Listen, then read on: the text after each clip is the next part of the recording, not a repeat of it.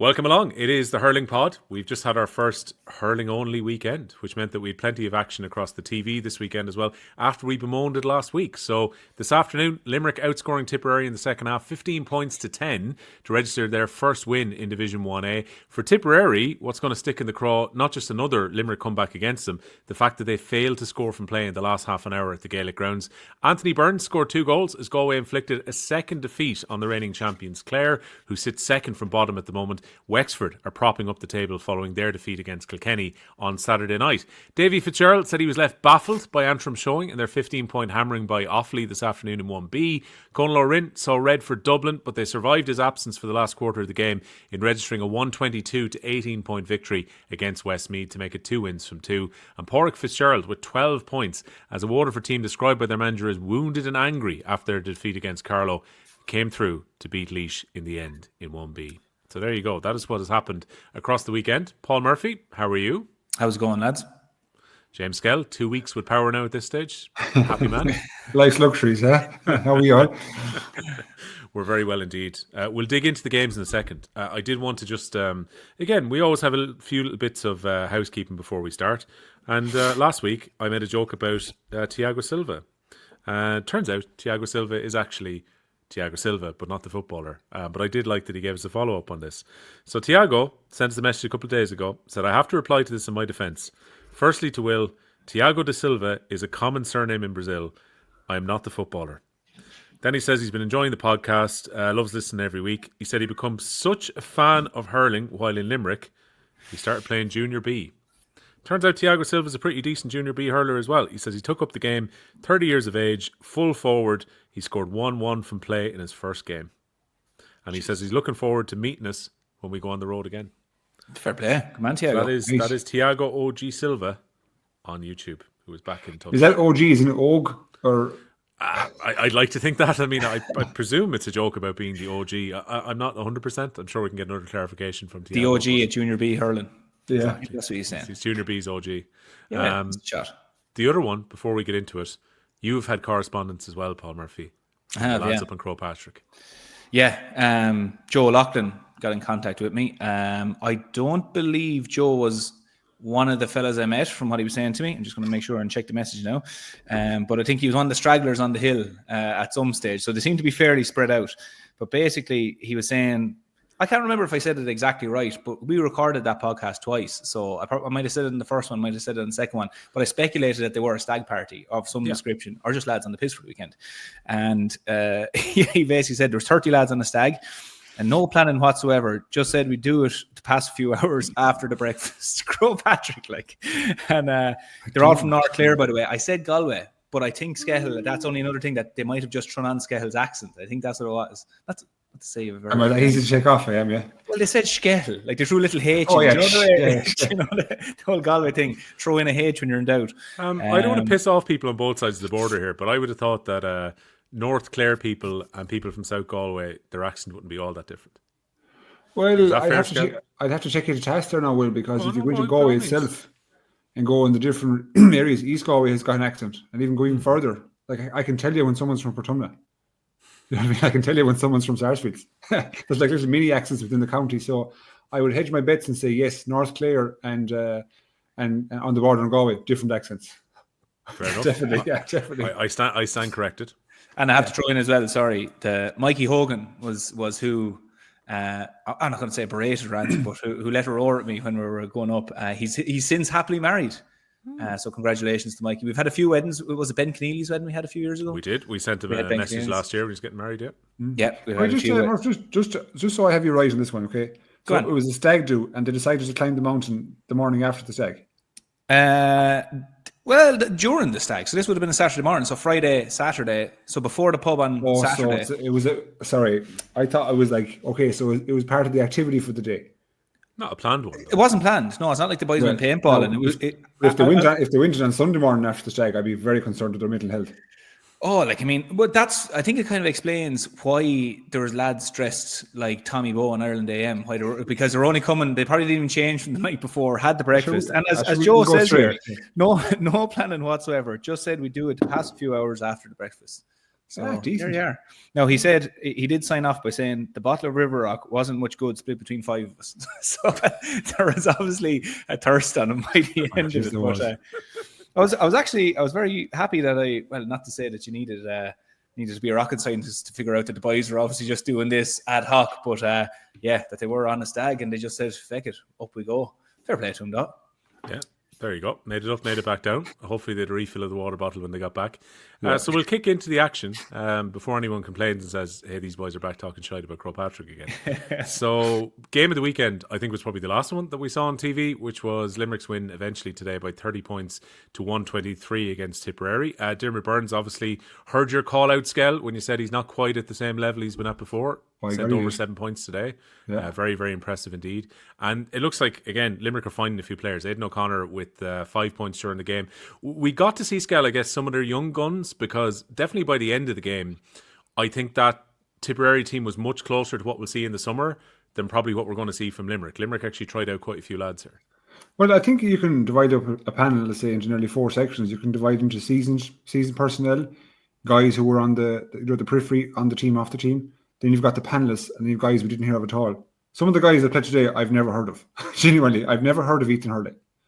Maybe I'm to be correct, Jim, maybe you've heard of him, but I've never heard of him. Obviously had English, O'Dowlig, Aidan O'Connor, Patrick O'Donovan. From a club perspective, can't remember playing with Limerick too often. Some great scores. Barry Murphy, cornerback, excellent. So I think if you're obviously John Kelly going home today, he must be ecstatic for what his group put out today, because by my count they were missing somewhere in the region of 10 starters. And then you look at their bench. There was not one single name that you could say was a regular substitute coming on. So their whole panel was refreshed. And that's obviously because down to injuries and maybe what you were saying, Tom Morris has come back from Australia and whatnot. So for them, should I say, to produce performance like today, they're the first team as far as I can see that hit 30 scores this year. Not 30 points, 30 scores. So their shooting is on point. Burns is back on form again. They lose Kyle Hayes half through the first half. Gets replaced by, as I said, Ethan Hurley. Didn't miss beat number 6. He scores. You know what I mean? There's Burns hit, 7? Was it 3 from play, 4 frees? Yeah. Etc. So he got his timing right back again. He looked really fresh, really good, kind of energized, and there was a bit about him. Keane Lynch in midfield, I thought was deadly. He was acting the way he was connecting the ball between the 265s was fantastic. Just making the hard stuff look so simple. And then to top it off, Tip went strong. So their team wasn't exactly too different from the last couple of rounds where they were really, really effective in the last 2 games. And Limerick just ground them out and finished really well in the last 7-8 minutes to get first of all a well-deserved victory, but also a very impressive victory in the manner with the clientele they have. And we've talked one particular area is the cornerback role, because Sean Finn and Mike Casey have had their issues with regards to staying fit. Obviously, when they're both fit, Dan Morrissey moves out and they get stronger. Barry Nash will be back, obviously. So Barry Murphy to fill in and play as well as he did must be kind of, I suppose, thank God to John Kiley, because he's had injuries in the full back line. So that's a huge plus for them. And then for the forwards, Aidan O'Connor, Patrick Donovan, great competition again, especially when you're missing the likes of Casey. And now we know Garrett Chegarty's got a broken hand for the foreseeable, which obviously is going to be a 6 or 8 week or so. Kylie's going home happy.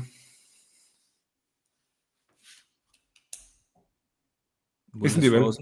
Isn't he, Will? He's really good at staring contests. Or he hasn't listened to a word I just said. Oh, Jesus. This is Murph, broadband. What you make a Limerick and Tip? Take over from here. I could do. He's back. He's back. I was going to do a Will impersonation there, but anyway, I don't think I have one in the bag. Well, you can take it up. I came back in. I had a Skehill moment there where, for whatever reason, the internet seemed to just disappear as Skehill was finishing and then reappeared. And all I heard at the end was, well, I'll take over here. Murph, what did you think of the game between Tipperary and Limerick? So, but by all means, take it up in the widest possible sense like that if you want. Okay, yeah, handy transition. Yeah, look, I suppose, Skehill drilled into, I suppose, the clientele Limerick had on display today. And that's the kind of thing you have to look at in terms of a pretty much Tipperary had everyone they have at the moment. As close as you're going to have anyway for the moment, or that you're going to see even during the league. And just, Limerick's ability to absorb that with a lot of fairly inexperienced players, not a lot of the main people, and even seeing Kyle Hayes going off, Gerard Hegarty not being there from last week, and some of the regulars missing. just Limerick's ability just to absorb, again, going back to that, absorbing what Tipperary were throwing at them, sustaining that, and then just kicking on, because Tipperary were really good today. They started really well. Willie Connors, Alan Tynan, these lads, they really got into the game very early on, and Tip were playing aggressive. I think Tip will be very happy with their performance today anyway. We touched on it last week that, Tip didn't have to go and win today to take a lot from the game. And Sean Kenneally's goal, excellent. He scored 1-3 as well. It was an outstanding goal, bit of individual flair. I think, just a touch on that as well, like great goal, but also the fact that it kind of nearly shows that the likes of him is playing with a nice bit of freedom, and the Tipperary boys seem to be playing with a bit of freedom. But I'd say both teams are at different stages of their preparation for this year. Like, Will, you sent on a small snippet of an interview with John Kiley after the game where he said the pre-season has really suited us. A lot of the players are probably quite early on into their training.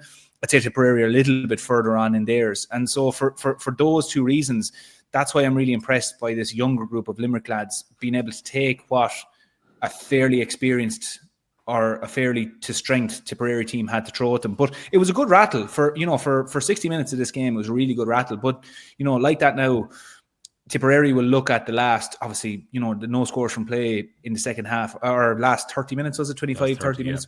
Yeah. Like, that's an indicator where they'll go, look, we're not really happy with that. But they were still in touch. They were still getting a few frees. They were still knocking them over. They were still being really aggressive.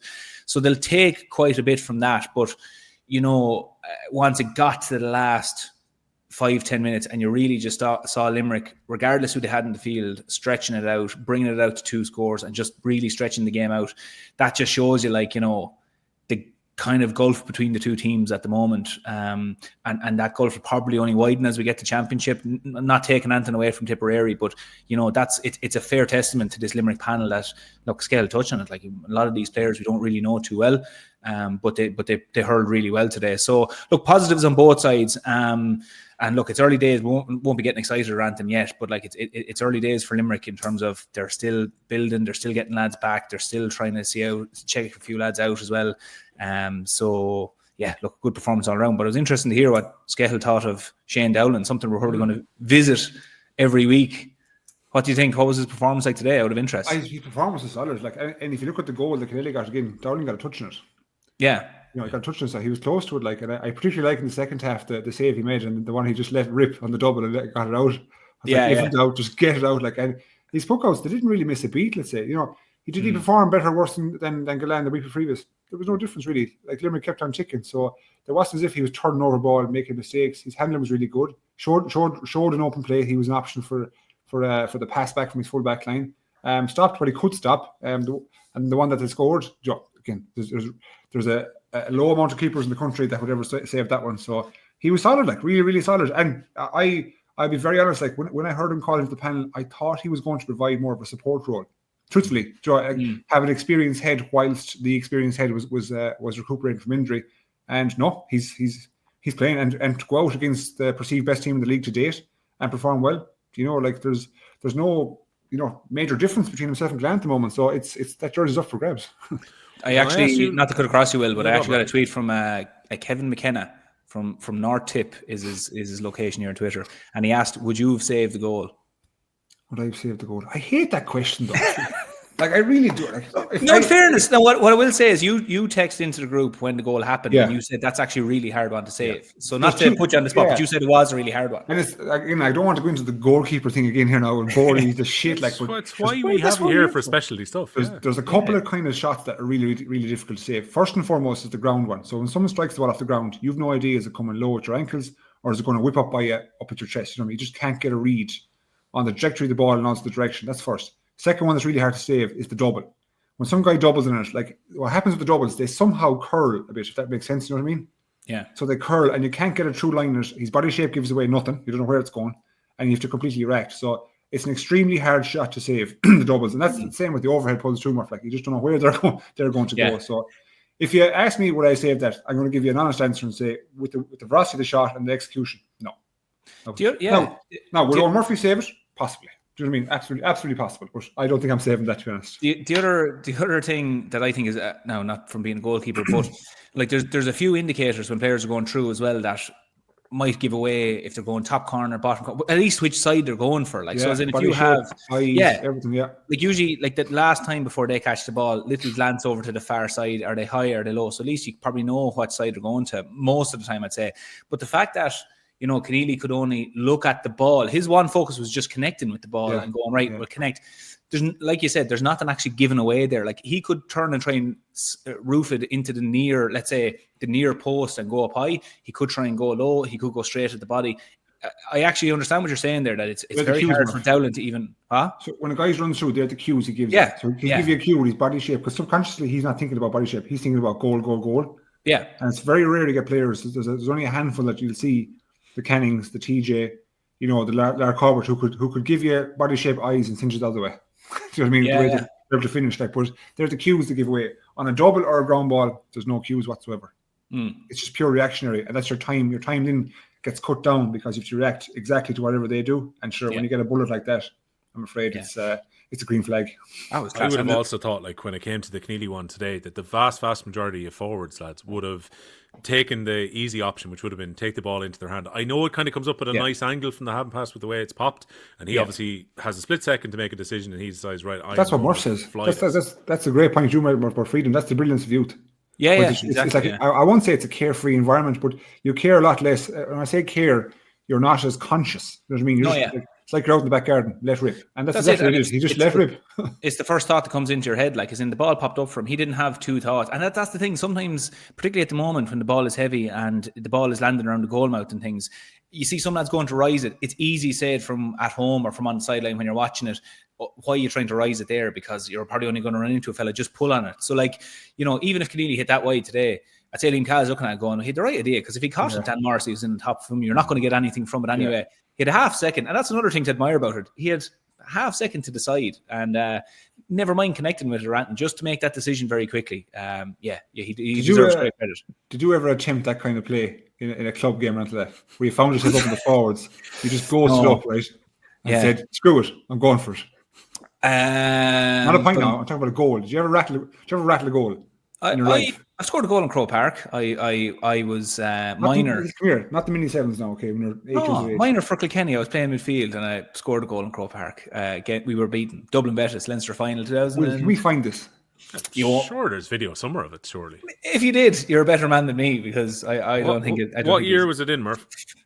I'm going to say 2007. I was going to say my last year minor. I was midfield. Yeah. What year were you born? 89. 89. Yeah. Okay.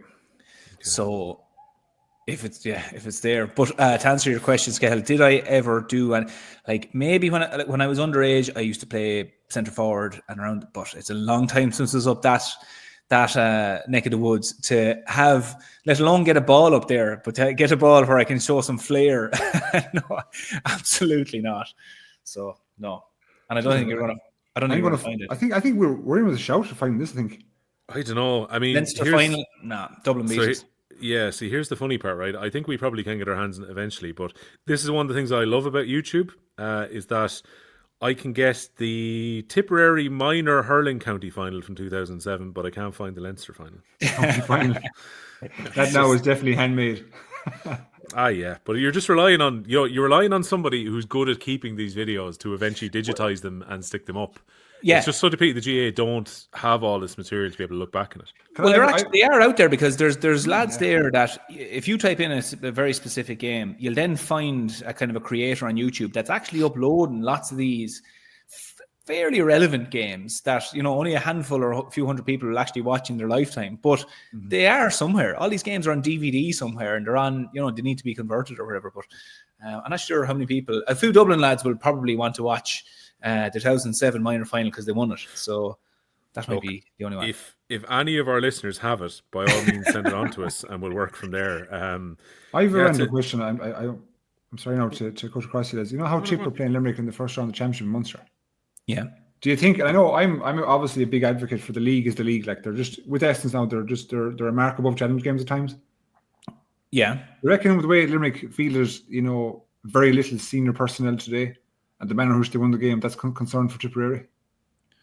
Oh, yeah, as in like that. Limerick going to get stronger. Is that genuine concern that, like, Limerick are potentially? And again, I'm just throwing figures out the top of my head. operating at 60-70%. That by the time championship comes around, like they'll improve exponentially because of the recruitment. Whereas Tipperary, how much more can they improve? You know what I mean? That is it. Yeah, no, absolutely, and it's just at the two stages that both teams are at. That's all it is. It's not a disrespect to either county, or mainly to Tipperary, but it is very much a case. And the one big factor that I think will also play into it is that at the moment, the fact that the ground is heavy. Like if you look at any game over the weekend, a lot of it comes down to attrition. It comes down to lads running after balls, trying to rise them, balls not going to hand, lads miscontrolling them. Like there's so many games. A ball that was struck to hand didn't reach the player, bounced in front of him, and it bounced like a rugby ball. Basics, yeah. And as the weather gets better, the pitches firm up. That ball, even if it doesn't go to hand, will just be a grand little bounce in front of a Limerick player, and their game will speed up an awful lot. And I think that's a huge factor. I was really impressed, and I'll get to it. I was really impressed with Offaly in terms of their ability to snap the ball around against Antrim. Like they had lots of space, but they used it really well. But lots of the games, if you look across the board, and the pitches are in tough condition at the moment. So it'll only benefit the better teams as it goes on. Once those pitches start to firm up, you're not getting dragged into the bit of the dog fights, and you're not getting dragged into rucks and tackles and all these things. So that's another factor for Limerick that I think, their game multiplies again once we get into the better weather and the clocks go forward and all this, Yeah. Oh, look, I would agree that I think Limerick will definitely get stronger, and particular personnel that they're going to bring back in. And we might talk about some of John Kiley's comments in a moment about today and why some players weren't available. But the plus side, Skehill, if you look at Tipperary, right, and I appreciate that was definitely closer to their summer team.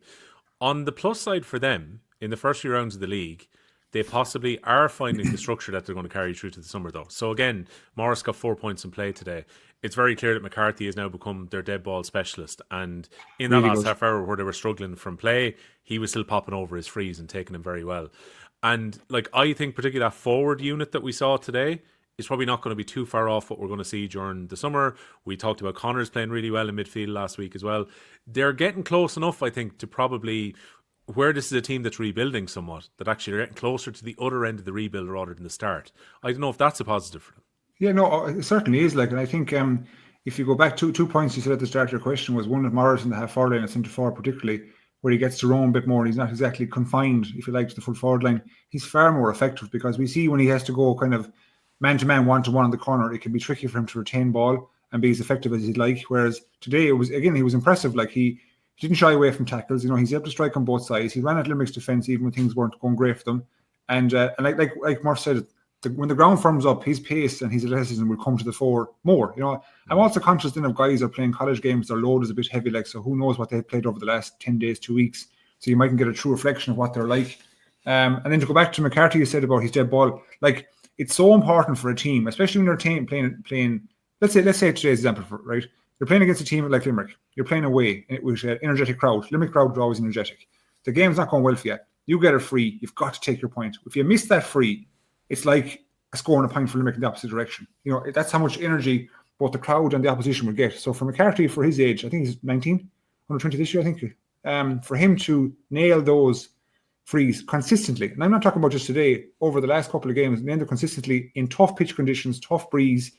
February and January conditions not exactly ideal for dead ball specialists.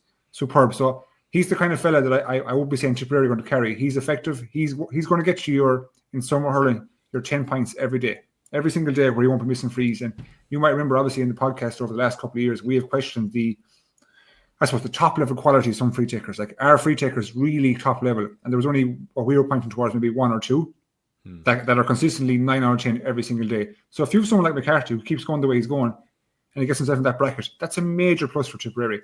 You're right in what you said about where they are down the line. They're further away from the starting block. They're heading towards the finish. Where the finish block is, I don't know.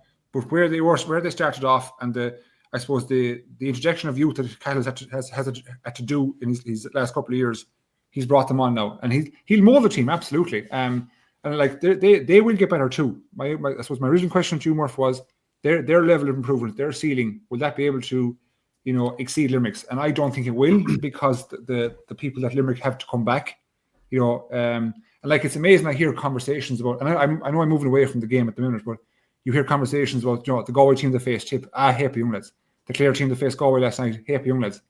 Look at Limerick today. They didn't miss a beat. They were put in the same group as let's say the Galways and Clares, and they didn't miss a beat. And they put in a super performance. And like you said, the war of attrition down the end. Look at the last couple of minutes near the sideline when there was a bit of jibing, a bit of jostling. Or Limerick were 4 or 5 points up, and still loads of energy from the Limerick young guys to come in. And I think it was back up Keane Lynch in a bit of a minor schmozzle, we call it, right? Great to see from young guys. They're able to mix it, like feeding off the energy of the crowd and not letting their team miss a beat. So positive all around. Okay. Can I ask you from a defender's perspective on this, Murph? Ronan Maher, where would you want to hurl him if you were his manager right now? I think, to be honest, centre back. Like, he's a really good fullback, but I think Tipperary need everything they can going forward, and like Ronan Maher does provide a big influence. Let's say he's well able to take scores. He could pop off 3 scores during the game if he got the space, if he got the time. Great man to field the ball, great man to tackle, very capable just going forward.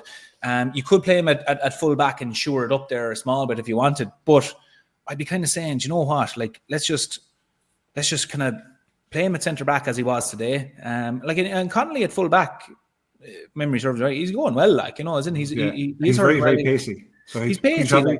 He's probably more suited to today's type of full back than Maher at the moment. Maher can hurl more at 6, I think.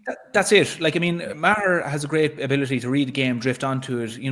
Very physical, obviously, as we know. Like, both Pádraig and himself are really physical, but he can compete really high. But let's say if Tipperary create a bit of space around the middle there, and he gets to open up the shoulders, like a Diarmaid Burns type character, like he can step forward, take a ball, and pop it over the bar. And I think Tipperary may need that coming forward. So, like, if you say they didn't score a point for playing the last 30 minutes today, like, Ronan Maher is capable of stemming that tide. Never mind any of the forwards. Ronan Maher could maybe step up as a bit of leadership if they're in a Munster Championship match, needing to keep the scoreboard going. So I would like to have, at any time in that 5 to 12 area, I'd be a big believer in having your best ball winners in that area. In terms of lads who are capable of getting on the ball. Like, when was the last time Ronan Maher was playing in a match where he didn't really get on the ball? He's always involved. So I would just put him in there. If you had a luxury of a heap of players where you were like, we have 3 centre backs here, and you know what? I'd like to see him at the edge of the square. We're maybe not blessed with a number 3. Well, then, okay, Ronan Maher can drift back in there. But I just think at the moment, given that once Tipperary come to Championship, every game is going to be important and every score is going to be important. I think having Ronan Maher in that 6th position, it could be a really good influence on them for their campaign. So yeah, I think there's way more hurling for him as a fullback. I say that there's way more hurling for him at the half-back line.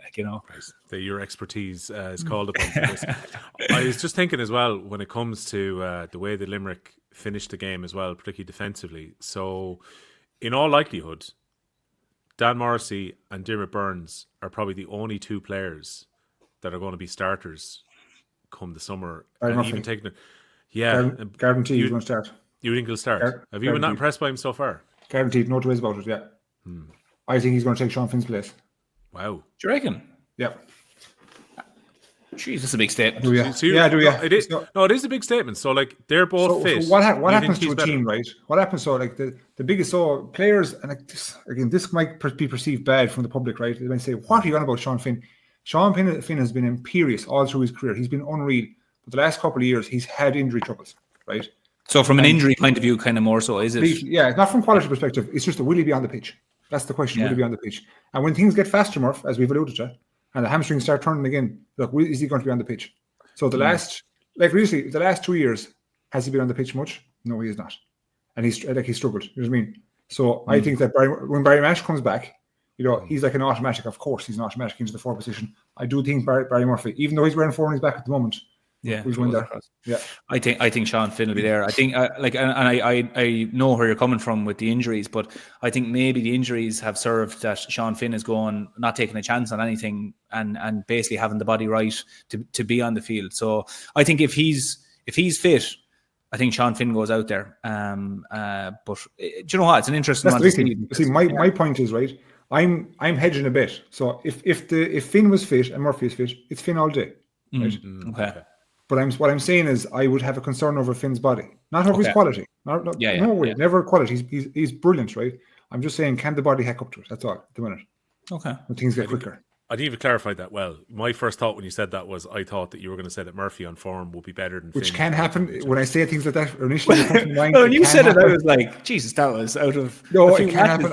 I know there's been bold statements before on this podcast. I do agree with that. But just to clarify before I get hate mail from Limerick or from F and wherever it's Bruff, is he Bruff? Sean Finn is Bruff? Yeah, Bruff, yeah. Just before I get any hate mail from Bruff, I'm just saying if the body's right, he's there.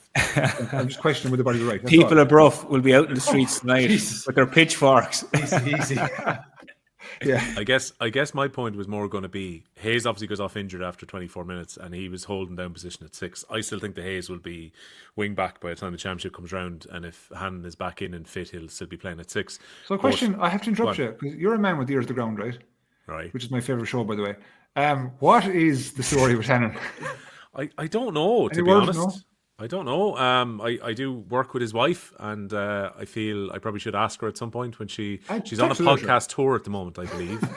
So I think when she comes back for a podcast tour, I will say, what's the crack? And is Declan going to be playing soon? And we'll find out. I don't know. Look, all indications have been, from just what I've read, without talking to anyone about Hannon specifically, was that he was going to work his way into the year, and that it was no question that Declan Hannon was retiring. Like, they were really quick to point that out, when the captaincy changed. It was like, Declan Hannon is still going to have a key role in this panel. So I don't know whether he's carrying a knock or what the crack is, but obviously there's a lot of players on that team who have been eased back into it, though. Yeah. So there's players on like every intercounty panel. I suppose it's just the fact that the captaincy turned over, people are maybe asking questions. But I would look at any intercounty team at the moment. I think nearly all of them have lads. Like, you look at Kilkenny Wexford the other day, they were looking at Owen Murphy and TJ up in the stand and Lee Chin up in the stand. You look at Tipperary, they have Jason Ford up in the stand. Nearly every game you went to, I think it's just because it's Limerick and the captaincy changed over. But like Hannon is 32. I think he's perfectly being eased back into it. He's the old, would I be right in saying he's the oldest player now that's there since Graham Mulcahy stepped aside? Other than Dowling, obviously, but yeah. Yeah, is Dowling? I think Dowling's younger than him, even. Or no? No. You're right. Yeah. Sorry, you're right. But so I just think he's being eased back into it. But I was just saying, it'd be good now for anyone who doesn't know. Like, Louise Cancelon does How to Gael, isn't that her podcast? So you ask her for the scoop, and she gives it back to you, Osquailga, and you don't know what to do with it. Then I just think that'd be the ultimate Trump moment for her to do that. Just trying to work out what is hamstring injury, Osquailga. No, I believe they're stateside and in Canada at the moment with that. So she will be back after the break, and I'll certainly ask the question and allow her to say, I'm not telling you whether my husband is able to play. So there were some other clarifications that came from John Kiley afterwards. So we're recording early enough on Sunday to bring you this podcast early. So at least Skehill and I can go and watch the Super Bowl. I think Paul's Super Bowl days are over in terms of watching them. But I'm not watching. You sound like I'm injured. My Super Bowl days are over. Well, he explained before he came on, back when Army duty sometimes went overnight on the Sunday Super Bowl. You would be known to watch it from time to time, Paul, would that be fair? Well, I used to watch the NFL before, and I would much rather watch an NFL game regular season, because the thing that just grits me, like, I look at the Super Bowl final, and you go on tonight, and I was like, as soon as the ball goes out, it's ads, it's Beyonce, it's Shakira, it's just madness. So like you stay awake from 11 till 9 till 4 in the morning, you'll get 14 minutes of play, and you'll be wrecked till about Wednesday. So I'm going, no, I'll watch Red Zone on Sunday evening during the regular time. I just can't get on board with it. And then, as you said, Will, before we came on, we'll have the halftime show. I don't even know who's on tonight, but someone. Kendrick Lamar. Kendrick Lamar, is it? He was only on a few years ago. But usually, like, they dust off someone, like someone you haven't seen in years. They dust them off, throw them out, do half an hour of a show, and you as you said, you just wake up. Then dust you're like, them off. Dust them off. Yeah, dust off like Tom Petty or someone was a few years ago. And they're just like, we'll bring back someone for a big medley.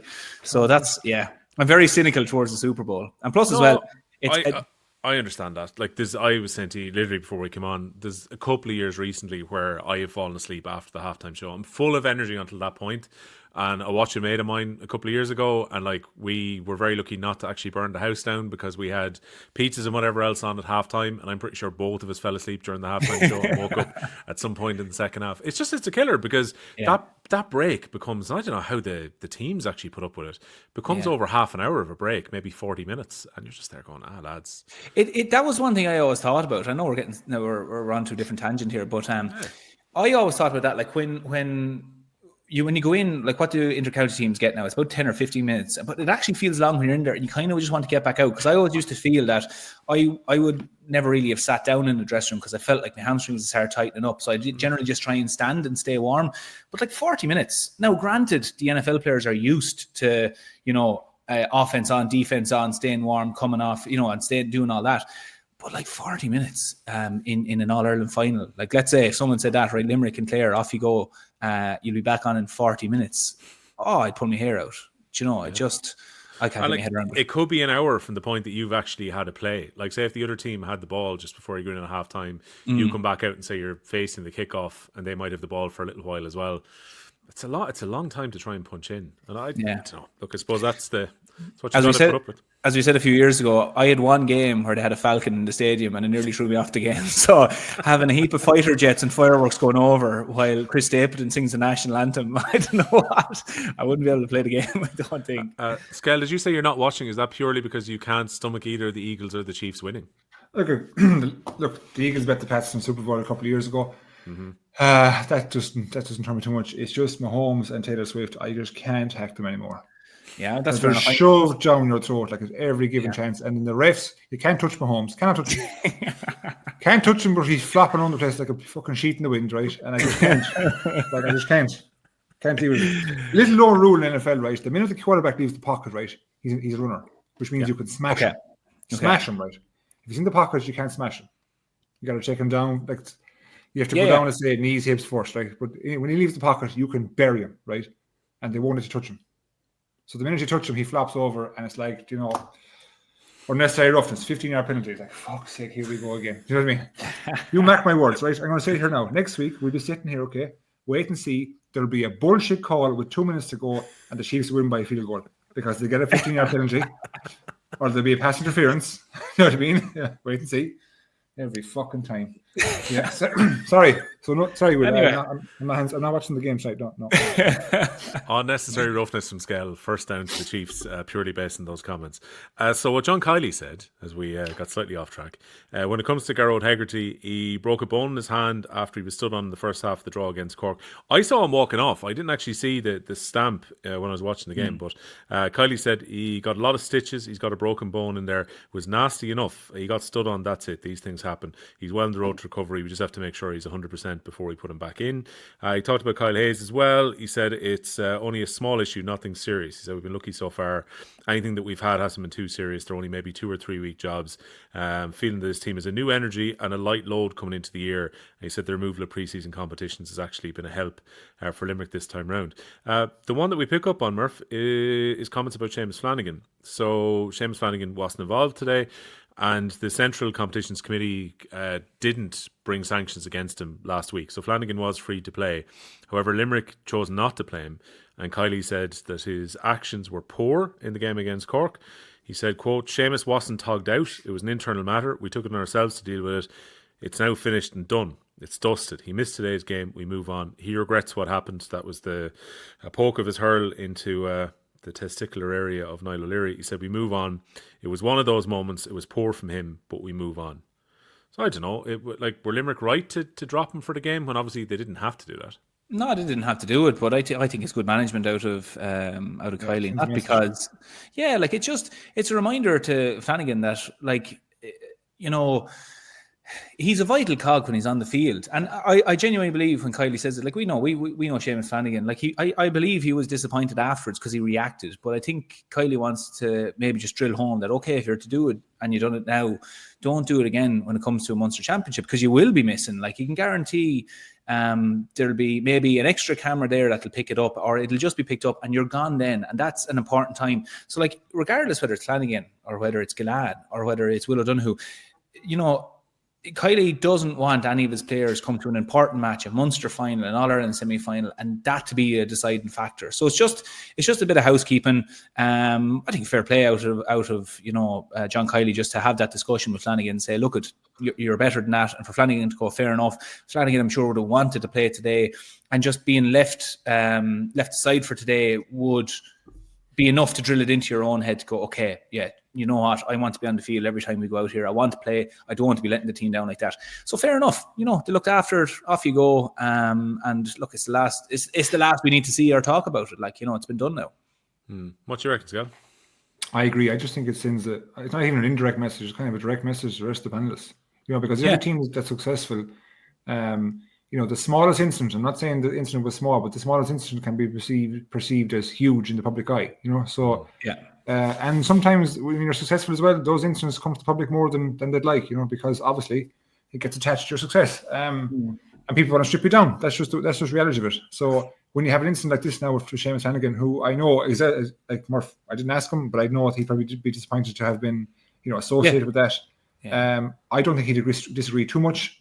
That's not to say no, he didn't get treatment himself, because we didn't see that either. But I'm pretty sure. That's the other side. Look, you can guarantee that Flanigan was getting it as well. He was getting. I'm pretty sure it did, because and that's the other thing we haven't spoke about. Like, you know, there was give and take, and I'm sure he got it as well. So, but I think like even from Kylie's perspective, from a management perspective, that then stops, I think, the public, the media, from asking further questions about the incident. I think it does, because he took action. Seamus was probably, I suppose, in air quotes, reprimanded for the action, and now it's parked. Move on to play again in 2 weeks. So I agree with the decision. Although Seamus might feel it's a bit harsh on him because the treatment he may have got or may not have got, but ultimately that incident now was well and truly buried as far as I can see. Yeah, you can't consider it harsh though, can you? Like, I mean, as much as you might be getting treatment, you can't just push a hurl into someone's balls. See, we didn't see. Okay, look, that element, I'm fully with you. Okay, but like. That reaction, right? This is me thinking out loud. That reaction is not drawn from someone like Seamus Flanigan unless he's provoked to some degree. Like either something happened off the ball, something was said that was bad. I don't know what it was. I'm not going to categorize it, but that doesn't happen unless there was something to make him retaliate. Do you know that's my mind space when I'm talking about this kind of incident. That just doesn't happen for the crack. We've heard long enough. You don't just go up and hit someone just out of out of the blue. You have to be drawn somewhere. Do you know what I mean? And I don't know what happened. I'm sure when we see him in face to face, it's the first question I ask him. But let's just say we won't find out publicly anyway. The only thing I'd say, like, I mean, I know you were saying that, you know, not to say he might be disappointed or whatever. Like, from speaking to him from the night, let's say in Dublin, or even I did a bit with the BBC with him, like, without doubt, one of the most emotionally intelligent fellas I've ever met in terms of how he speaks. And like we did the show with him, and people were blown away really by how well he spoke and how his point of view on games, like his intelligence is off the charts. So I don't think he's disappointed. I think he's maybe disappointed that he did that himself. But I wouldn't say he's going to John Kiely, you know, why are you suspending me here? Like, I think he completely understands John Kiely's mindset as to why he's doing it, his position on it, exactly, Skehill. And it just harps back to any discussion I've had with him. You know, he's had such a grasp of what Limerick have done, where they're going, what they're about. And I'm like, no, I think he completely understands it. And like I said, I just think he is it buried, and that's it. He knows now. He's trained all week. He'll train next week. He's just missed the game today, and off he goes. He plays the next match if he's selected or whatever. Yeah, I think as well, Kiely will be acutely aware of the scrutiny that's been on Limerick in recent times, and like a lot was read into the fact that Kyle Hayes had played at Croke Park against Dublin around the time of his trial, and people wondered whether John Kiely had made the right decision, and should John Kiely have maybe spoken about it more, and all of that. It's like Limerick have been, I think, very much in the lens of public opinion for quite a while, and even when Kyle Hayes won his All-Star, people were then talking about it again. And as you say, I guess when they've made their decision that they're going to stand down Flanigan for this game, Flanigan has shown contrition for what happened. Everything just rocks on the far side of the break now after this. In fairness, though, hasn't Kiely over his tenure, hasn't he had to deal with some amount of issues or incidents, in fairness to him, which has been tough. Stuff that has nothing got to do with the hurling pitch. Do you know what I mean? Yeah. Or preparation for a team. Like, so I'd argue, though, it hasn't ever affected them as a team, though. I think it has. Maybe that's credit to Kiely in the way that he's handled it as well. But I think it has. We just haven't seen it. We haven't seen the work in the background to fix it. You mean publicly, Skehill, it hasn't? I don't think it has ever affected them publicly. I think they've shown a great, kind of force of armour together. But I would not, how do I say, belittle the kind of efforts that the likes of Caroline Curran has done to limit the impact it's had on the team, because we never see it. But that kind of stuff has to have seeped into the team to some degree, because you can understand players, and even last year, for example, the player in question himself must have been tough. But for the rest of the players to be constantly asked about it, or in their own parishes or in their own professional lives, must be tough. So for Limerick to come out and show of strength together and unity and keep the performance high on the pitch has been exceptional, I think. Because that would down many a good team. Yeah, I wouldn't disagree with that. Right, moving off from the game of the weekend, which was that win for Limerick against Tipperary, we go back to last night, to the other games in Division 1A. And before we go into the game itself, Skehill, I suppose very sad news. With Michael Coleman passing away on Friday, and clearly it affected the panel. I was listening to Conor Whelan speaking after the game. I thought he spoke really well, felt it kind of bonded them together and that they wanted to produce a performance. And they had the tribute with the jersey out on the pitch beforehand to mark a player who was an All-Ireland winner with them and an All-Star as well. So I suppose, first of all, look, very sad news. Part of those beloved Galway teams at the end of the 80s. Yeah, sure. He's, in fairness, if you know Michael Coleman, God rest him, he was a gentleman at the back of it as well. So everyone would know him to the forefront here from his hurling career. As tough as you'd get on the hurling pitch. No helmet. Often say put the head where he wouldn't put the hurl. I actually played against him myself when I first came on the scene for the club. He frightened the life out of me because he positioned himself full forward, of course. So that took my sights for a good while. Lovely person, real kind of a mild mannered, down to earth, soft kind of spoken. Never was too loud, too brash, etc. And we kind of wanted those players that was in, the background, never came in the media side of things over the course of his career, even after it, So we didn't hear an awful lot about him. And the details of the accident, I haven't exactly got the full extent of them, but obviously tragic. So a big loss to the hurling community. Yeah, no, big time. Murph, the game itself, I watched it this morning when I got up because I was at other things last night, so I had it taped. And again, look, I was impressed by how Galway played, because we were bemoaning how poorly they had played against Tipperary in the first round, got that good win against Kilkenny and showed a little bit of grit last week. And we'll ask Skehill about him in a second, but to start with you, Murph, again, very impressed by Anthony Burns, by the way he took his chances. Finished with 2-3 from play. I think 2-2 of that was in the first half of the game. This guy looks like a right finisher. I know he was good for Loughrea this year as well. Yeah, he does. He was extremely lively, and if you look at our Galway in the last 15 minutes, 2-7 to 2 points, they outscored Clare, and 2 of the goals were from Burns. I'm not sure points wise what he got during that time, but yeah, he was electric. As soon as he got the ball, it's just his aggression, think, right, I'm going to have a go at goal here. And I thought he complimented Conor Whelan, for example, really well, because Conor Whelan's a great man, not only to create stuff, and we saw him creating stuff last night for himself, but also just to bring other lads into the game. So when, I can't remember, it was the first or second goal he got, ball breaks through, Whelan's onto it. Burns' run off the shoulder was really good because it left it open for Whelan if Whelan wanted to carry it on and go through, or was it a case that Burns was going to, take the pop pass. But really impressed by him. Looked really sharp. And when you compare that last week with Loughlin as well, just in terms of they've had a few goal scorers coming through. I think Micheál Donoghue will be really happy with that type of performance as well. And you look as well, it was a good Clare full back line. He really put up the challenge against him and made a lot out of balls as well that he had to fight kind of 50-50 for as well. It wasn't just a case that they were all laid on for him, but, great performance out of him. Was it 2-3 he finished with, Will? It was, mighty performance from play. You probably have to say player of the weekend. I'm trying to think of anyone else. Just mighty performance from, I know Mossy down in Wexford got 2 goals as well, but the 2-3 from play is just outstanding. So, again, we go back to the first game at Galway. Nothing to take from it, really disappointing. Game last week against Kilkenny, different performance altogether. Gavin Lee is probably the standout player from that game, was absolutely mighty. And then this week, Burns steps it up. So with each game, they're taking something really important from it.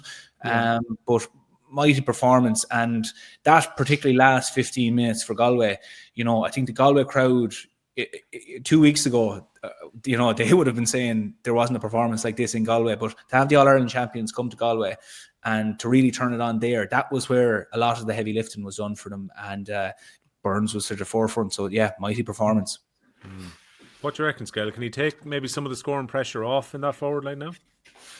I suppose you have to, a bit like when we talked about Sean Kenneally for Tipperary, being young and being free to it.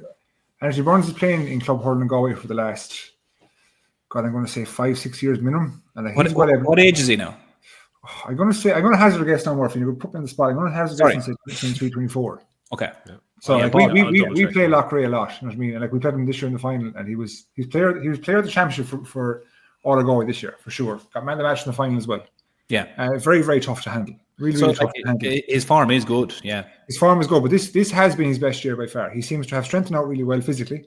You know, he's looks like a lad that has put on, let's say, 5 or 6 kilos over the last 2 seasons. Yeah. So he's very, very fast. He's two-sided. And as we'd say up here, he's a bit bold. Do you know what I mean? He's well able to flip and hack it. And that's the truth to say. So he wouldn't be, as far as I'm concerned, he would have felt well at home there yesterday.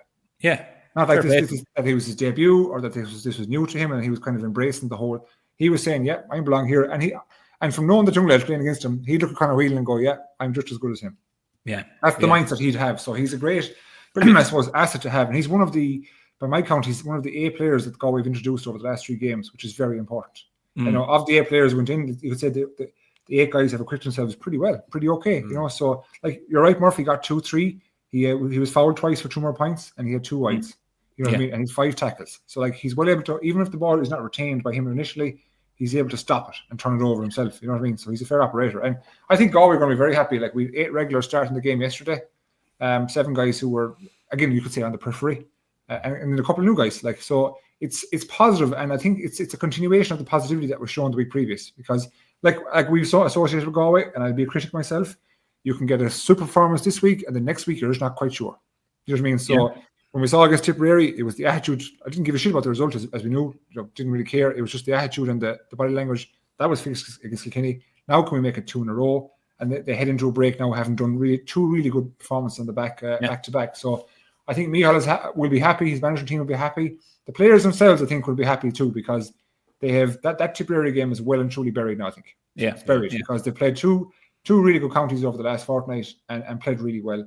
And in the same breath, I think when looking at Brian Lohan and even his body language on sideline yesterday, he was all energy too. Like they wanted to put performance there, so he'd be probably disappointed to a degree. And of course, people will point to the fact that Clare are missing a heap of regulars, probably missing 9 or 10 at a guess. I didn't count, to be fair. I know they introduced Sean Kenneally, but probably that. But I'd probably say he was a bit disappointed with his defence in the first half, particularly when you've got lads who've played league time, you know, in Darlow, I say, and Galvin and Hayes, etc. Probably a bit disappointed with how easy the scores were coughed up in the first half. You know, and even with the amount of shots that Galway had in the second half, I think they had like 9 wides, 10 wides in the second half. So it was a crazy. 12 wides in the second half. 12, excuse me. So had the 40 shots to 23 over the whole course of the game. It was close enough to it. I definitely wrote it down earlier on. It was something like that. Yes, they were shooting fairly freely. I mean, you can argue that's them making chances. Is the other way of looking at it. Of course. Now, of course, I can argue that maybe the execution for Clare up top wasn't great. But first and foremost, you want them to defend really vigorously and kind of keep making a battle as best you can, and let that quality take care of himself in there. But so that's not concerning at all. I'm not going to sit here and say it's concerning. It's not one bit. But I don't want a situation to develop whereby people say, Clare just came to fulfill the fixture. That's not the case. You know what I mean? This is the Ireland champions, proud. The team I still rank number 1, to be fair. I don't know how people don't rank them number 1. They're on merit. And of course they wanted to come up and put up a really good game. It just didn't happen. They just dissipated over the last 20 minutes in essence. So I think Galway head into the break in really good health. And then Clare will be thankful that in a couple of weeks they have the visit of Wexford, I believe. You know, so they need to get them 2 points to get out of the relegation area, because that's 2 points they have to get. Well, and here games. They obviously win one of the other games as well. Well, here I sit now with and you know, Galway are 3rd. Is it with 4 points? They go into the bye week, or they're in the break. Obviously, they could come out of the next round and be in 4th. Do you know what I mean? Like that's just the gas reality of the league at the moment. Have 4 points and they could drop down a place that I haven't played. You know, so. The league is I won't say topsy-turvy. I just think I like that it's really competitive, more competitive than we see in years previous. And all the while, teams are introducing new players, which is great for us to see. Guys, again, I point back to Ethan Hurley today for Limerick centre back. Never heard of him. So great to see young people coming on, new lads coming in, and adding to it without the quality of the games going down. Yeah. I mean, again, I suppose the thing for Clare, and look, we can talk about where they are now at the moment, but like if you consider they're missing their full back, their centre back, probably the 2 starting midfielders. They'd have a totally different half forward line, I would think, when obviously Tony Kelly came off the bench, but Davy Fitzgerald's back. You're missing the hurler of the year, who will be your inside forward. Aidan McCarthy, probably the only one of the inside forward line that'd be a fairly nailed on starter. Well, I have a question for you, Will. I have a question for you. So obviously, like when you go through last year and the year previous, when they went through the league, they found 1 or 2 each season, you could say. Who have they found at the moment? Which is hard to point to it now. I'm not sure. Hard to point to it. You know what I mean? That's fair. Like when you consider, let's say, they got Lean, like they got, like, who else did they get over the course of the leagues last couple of years? I thought Sean Rinn was going to be an option last year. Wasn't great last night. You know what I mean? You could say maybe King Gavin. I'm not too sure. Beyond that, lads, it's like Darrell Owen was okay in the league last year. Yeah. Was not great yesterday. I know he went off injured, of course, obviously. Yeah. But like, that's where I'm coming from. I'm looking at Galway and saying the performances aren't, if they're not great, fair enough. But is there guys who are adding to things? Like, is Gavin Lee at 6 seems like a good find out. John Fleming is good. McLaughlin's good. Like, we know Anthony Burns is good. So there's players there that are going in there. Shane Morgan, Tiernan Killeen. You can say now we can add these people into it. With Limerick, we've already discussed Donovan, O'Connor, Murphy. You know what I mean? Hurley, etc. Lads who can add to the mix. So that's the only, I won't say concern, but maybe a question mark that will be raised by yesterday's performance. Yeah, and it was so.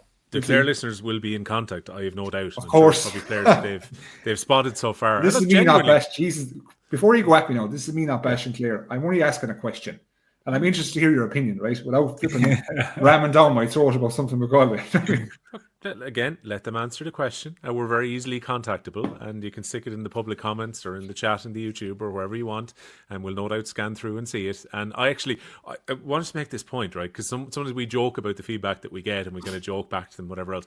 We actually do welcome people messaging us and giving us comments, and a different set of eyes who've possibly watched all the games so far this year. Yep. And maybe you get someone from Clare who can say, I know someone who's been really good in the club championship. You've only got to see him there in a fractured team at the moment. Think he can go really well. Let us know. Like, has anyone jumped out for you in the 2 Clare games that you've watched, Murph? Because you watched them against Kilkenny a couple of weeks ago as well.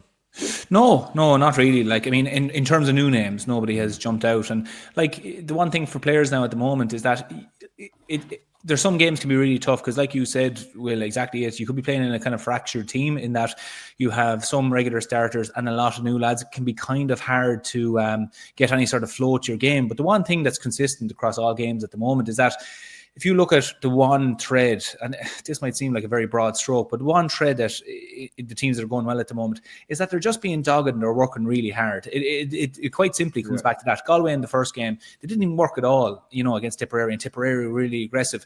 You look at Kilkenny and Wexford. Kilkenny in the first half were working really hard, and the second half took the foot off gas. Wexford worked really hard in the second half, and they only scored the first point for play after 45 minutes. Yeah. My point being is that hard work counts for an enormous amount at this time of the year compared to later in the year. Like later in the year, you could have a team that's just moving really well, the ball's flying around the place, they can just avoid you, they can negate you. But at the moment, because there's rucks, there's tackles, there's hooks, there's no such thing as a ball that's really out of play at the moment. I would also say to you, hard work, right? It'll look like a team. Hard work and structure. Simple structure.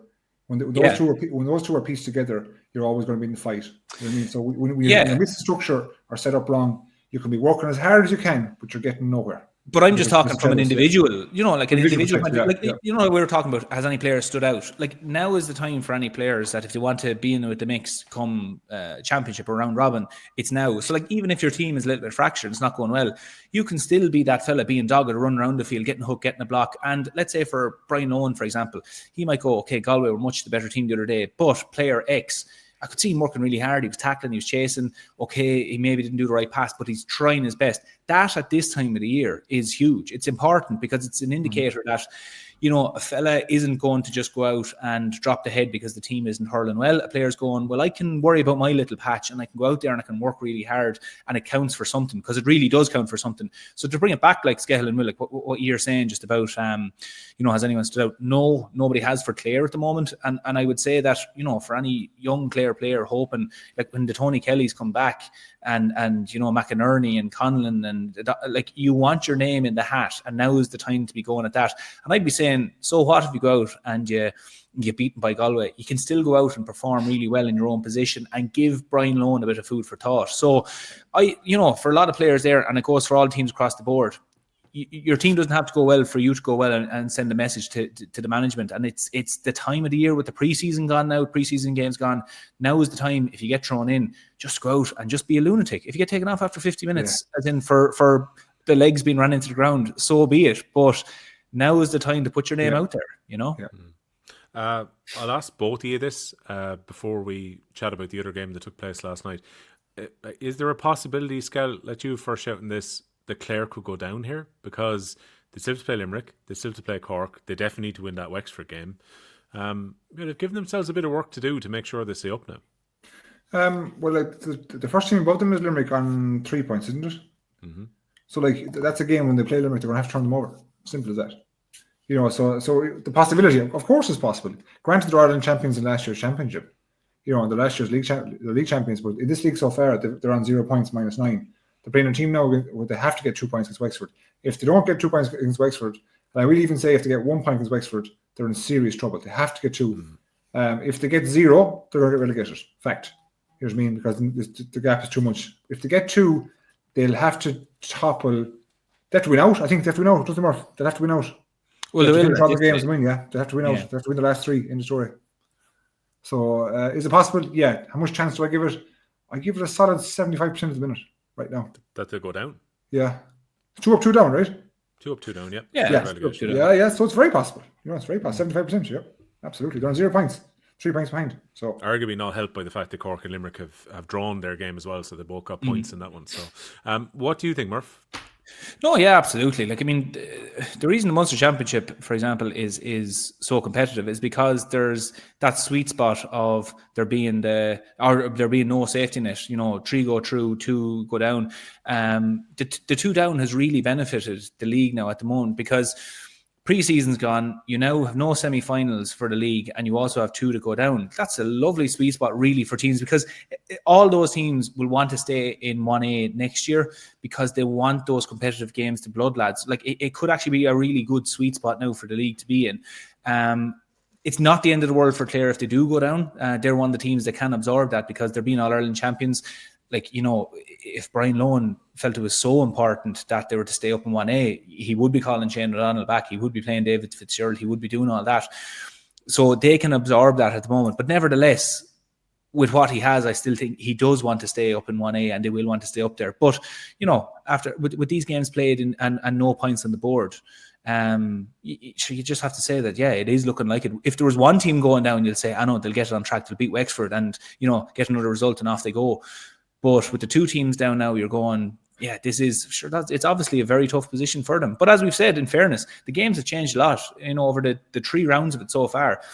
You know, a lot has happened. So we'll see how the results go over the next few weeks. But I'd agree with Skehill. I think 75% is a fair call for them to go down, yeah. All right, it's going to have to get a result against Cork or Limerick, realistically, on top of that Wexford game. So, the other match was the one that Murph was very much on point watching first, which was his own county, Kilkenny, up against Wexford. Kilkenny roared into a big lead in this game. They found themselves 12 points up. They'd won 9 on the board in no time, really. Went on to win by 2-17 to 15 points in the end. Keith Roster was saying afterwards that he was happy with how they played in the second half, but the first 38 minutes, he said, and that was before they got their point from play, said it wasn't what they're about as a team. He says he wasn't happy at all. They addressed it at half time, showed a good bit of fight in the second half, but we can't get away from the fact that we played very poorly in the first 38 minutes of the game. So obviously they prop up the table at the moment on scoring difference behind Clare as things stand. Before we talk about the game itself, you can give us the proper insight into this, Murph, because Jackie absolutely dodged this on the TV. He was talking about the fact they showed TJ warming up, right? Yeah. Apparently TJ said he's doing better metrics than he ever has before. So I'm assuming TJ is telling everyone what these metrics are, what he's doing. What's TJ doing that we're going to see a better version of TJ than ever before now? I don't know. I didn't know he was doing anything different. No, genuinely, he hasn't been saying, like, anytime you ask TJ, he's in the best shape he's ever been in his life. So it's not a case that he ever said. I felt like Jackie talked himself into a bit of a mess on the TV. It was almost like he kind of expected this is just going to be brushed over. I'm not going to say anything. And then Joanne just turned around and went, well, what's he doing specifically then? Yeah. No, in fairness, like I've had a few days with TJ over the winter there, on and off, just having a few pints and things. But like, if you ask TJ in the height of summer, if you ask TJ in the depths of winter, how is he? He's never been in better shape. So his metrics, I don't know what his metrics are, but he does. He looks after himself savage well. And see, the thing is, at one point I will agree with Jackie. What he said is that, like, if Derek Ling said to TJ, you know, oh, you're playing this match, TJ goes, yeah, that's fine, I'll go out and play this match and play away. Like, it is really down to Derek to kind of, you know, you're kind of holding back the racehorse there by saying, like, look, we want to manage you here. And I don't think it does TJ any good realistically playing these games at the moment. Like, you know, timing his run and getting them in. There's a lot of hurling coming with the round robin. I think we'll probably see him, you know, maybe the next game, like maybe one game before the league ends. I don't think we'll even see him for 2 games. But I think Jackie just talked himself into a bit of a knot there, saying his metrics are true to whatever metrics he's using to measure. I'm sure no doubt they're legit, but I don't know what he's referring to. Is he doing a beep test better than he's ever did? Is he benching more than he's ever did? I don't know, but I've no doubt that TJ is in flying form. Yeah. Talks about the Kilkenny performance then, because look, I suppose the seam goes out of it a little bit in the second half during the game as Wexford come back, and credit to them, because I was very, very worried at half time. I thought Kilkenny could maybe open up really on them, and Wexford dug in a little bit. But overall, was this a pleasing Kilkenny performance after what you saw last week? Well, not really. Like, it was, the first half was really good. Their tackling was really good. And that was the first thing I'd be saying about them. Like, there was lads tracking back all over the place. There was a few examples of good flicks, like where they were just Wexford player going through, flick the ball off, Kilkenny player picks it up, and they move it really well up the field. They were creating huge amounts of space, getting really good scores. The one thing that Kilkenny won't be happy with is they took their foot off the gas. Now, Wexford came into it as well. Like, it's not the old cliche of a game of two halves, but it really was. For anyone watching it, Wexford were really bad in the first half. I mean, they just didn't lay it low on Kilkenny. And to counter that, Kilkenny were really good. They were moving the ball really well. Mossy Keown gets his goal. He got 2 goals. They were getting really good scores in terms of points all over the field. They were just working really well. I'd say, Derek, what he won't be happy with is it feels like they went into half time and kind of rested on their laurels a small bit. Whereas at the same time, down in the other dressing room, Keith Roster was probably giving the Wexford lads a small bit of a dressing down, because you can put out all the game plans you want. And okay, Wexford, Rory O'Connor goes off with an injury. They had 1 or 2 injuries around the field. They had to use a few subs very early on. But nevertheless, they just weren't laying it low on Kilkenny. And it's a very small factor of the game. But like I said, first point for play after 38 minutes, 40 minutes, there was no wind in it. So that's all those things are bad metrics to be looking at. So Kilkenny will be happy with the first 35 minutes. But what Derek Ling will look at, and what I'd compare it to, is last year, like Richie Hogan referenced it on Off the Ball one of the times, about the first round of the Munster Championship where Clare and Limerick played, and Clare were leading up to the 60th minute, and then suddenly Limerick come roaring back into the game and win the game. And what Richie pointed out was that Limerick can't keep doing that, because eventually someone might catch them. Oh no, okay, Cork bet them on their merit in the All-Ireland semi-final. But I think that point rings true for Kilkenny against Wexford, is that performed really well, had Wexford beaten essentially at half time, and let Wexford come back into it. Like, that's the part that Derek Ling will be going, lads, why did we do that? Like, if we go and we get a good start against Galway in the round robin or in the Leinster Championship, if we don't sort these things now, that's something we're going to carry into a Leinster Championship, and that's something that could catch us. So if you look at Kilkenny over the course of the 3 games, Derek Ling will be looking at it going, started slowly against Clare, grew into it, and really happy that they grew into it. That was good. Started slowly against Galway, and Galway just, stayed going, had too much for them. Really good first half against Wexford, but then a poor second half. So Derek will be pointing at these things, going, lads, show me the 60, 70 minutes of hurling that you've actually done so far. So that's something that I wouldn't be overly happy with. I think, like I said, great 35 minutes in the first half. But it's the thing of going out and performing that in the second half. I feel bad for Keith Roster as well, because it's a tough position he's in with the lots of injuries. We saw Jack O'Connor on the bench. We saw Lee Chin is obviously on the way back. Rory O'Connor goes off with an injury. Like, there's just, it's a tough place for them to be in at the moment. Liam Ryan is still out at the moment. It's very tough. But I think the one thing he'll take away from the other night, if he is to take anything from it, he'll go, lads, look at the first 35 minutes. We were terrible. That's not what we're about. Look at the second 35, what we achieved. We won the second half against Coleman. And like, that's something they do have to point at. So I think where Keith Roster focuses on now going facing Clare is that he'll just be point blank saying to lads, yeah, lads, we have injuries, we have this, we have that. But it's all worth nothing if we perform like we did in the first half against Kilkenny. However, if we go out and we just throw the kitchen sink at the opposition and it's going to be Clare the next day, well, who knows? But at least we're in with a shout. So, and he gave a fairly dejected interview afterwards as well. Obviously he was saying that there's a lot more negatives at the moment. And it's a tough position, because you don't see Wexford in that position. You don't see Keith Roster in that position. But, they do have a few tough weeks ahead of them. And I think the quicker they get back, like the likes of Lee Chin, just to be a little bit of an anchor there and a little bit of a, I suppose, to bolster confidence. If they could get Liam Ryan back, that'd be mighty as well. And we'll see about Rory O'Connor. Not really sure about the injury. I think could have been a bit of a hamstring or something like that. So there's concern there at the moment. But again, no more, didn't it? Yeah, no, it is. Like you're not going to, a senior intercounty game, let's say they're averaging 15.3 points a game, let's say. Yeah, it's not good. 50% of those are frees, and 10% of those are from your keeper. Yeah, Like you cannot be going through an intercounty game as senior playing 15 points. That won't win you in a 16 game. Yeah. So defending is one thing, right? Don't get me wrong, defending is important. Of course it is. But they conceded 2-17 against Kilkenny last night, which is average enough. Like not too bad. It's not awful. Like it's 23 points, but when you only score 15, like that's horrendous. So defense-wise, not terrible, but scoring-wise, big problems. Yeah. So, They need Lee Chin and Rory Connor. They need people. Like, so I don't know if Lee Chin's in the stand, great. Put your boots on, son. It's time to come out. Like you have to come out. It's time to get out. Like that's where reality's doing it, because they. You asked me this. If you ask me the same question about Wexford, you asked me about Clare. It's 100% Wexford are going down, and that might be an awful thing for them. No, it might be. While they're going through the process. Don't get me wrong. They have to go through the championship before they get to next year's league, but the championship will come and go. Of course, they will. But dealing with retirements, dealing with injuries, dealing with lads away is tough proposition when these games come thick and fast, really thick and fast. Against the top 6 teams of the country. Yeah. So in Leinster, you might have somewhat of a semi-breather, right? But in the league at the moment, you've got none. It's just it's dog eat dog, and unfortunately, they're getting eaten alive. You heard it here, Lee. No more WhatsApping into Australian WhatsApp groups. On the road, son. Back in the pitch, son. Cracked wing back made a very fair point on the YouTube last week, and I appreciate it was before the Kilkenny game, but I think this is still very relevant. He said, as a Wexford supporter, I'm unsure at the moment about how to feel. On the one hand, there's definitely players who can fill the holes which are being left by our recent retirements. Conal Flood could definitely replace Liam Ogue at wing forward. Connor Foley looks like he could move in at wing back in O'Hanlon's place, and once Liam Ryan is back, D. O'Keefe didn't really play a lot last year due to injury.